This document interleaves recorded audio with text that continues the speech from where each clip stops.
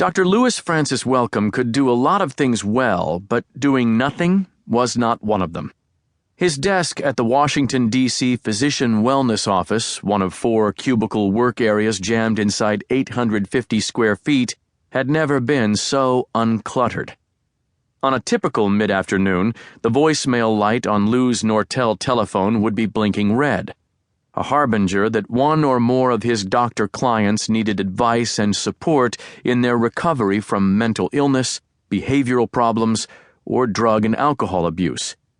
At the moment, that light was dark, as it had been for much of the past several days. Lou got paid to manage cases and monitor the progress of his assigned physicians, with the express goals of guiding them into recovery and eventually getting surrendered licenses reinstated. The holiday season inevitably brought an influx of new docs, often ordered to the PWO by the D.C. Board of Medicine. But not recently. He strongly suspected the lack of clients did not indicate a dwindling need for PWO services. On the contrary, as with the general population, the stress accompanying the last 6 weeks of the year unmasked plenty of physicians in trouble for a variety of reasons.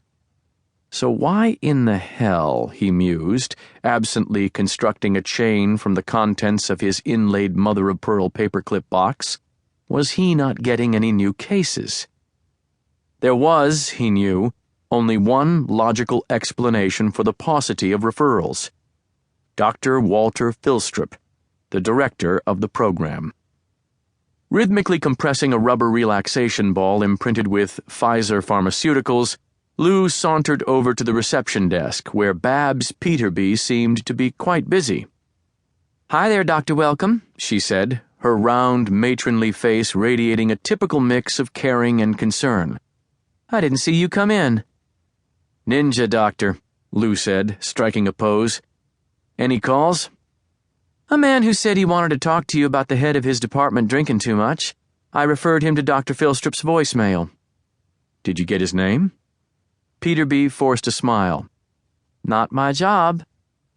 The woman's favorite phrase. Lou said the words in unison with her. The woman definitely knew how to make it through her day unscathed.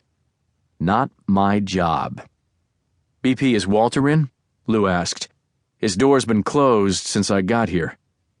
"He's having a telephone meeting right now," Peterby said, cocking her head to the right, toward the only door in the suite except for the one to the small conference room across from her. The door was also the only one with a name placard, this one bronze and elegantly embossed with Philstrop's name and degree. Is this a real meeting or a Philstrop meeting? Again, Peterby strained to smile. "How's your daughter?" she asked.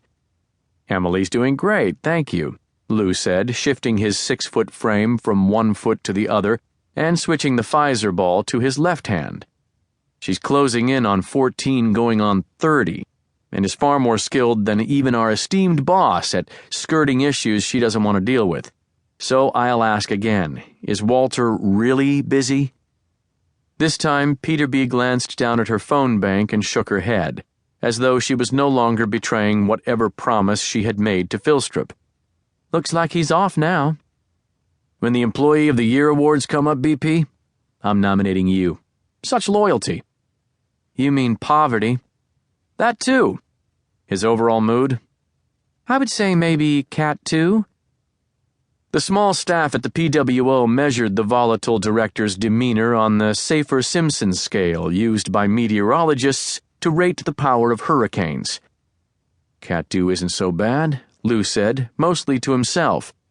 "Blustery, but not life-threatening." "It won't stay that way if you go barging in there, Dr. Wellcome," Peterby admonished. Lou blew her a kiss. "Never fear," he said. "I've got a Kevlar life preserver on under my shirt." Lou knocked once on Philstrop's door and opened it. The director's office, filled with neatly arranged medical textbooks and bound psychiatric journals, was even less cluttered than Lou's cubicle, a reflection not of the man's thin calendar, but of his overriding need for order.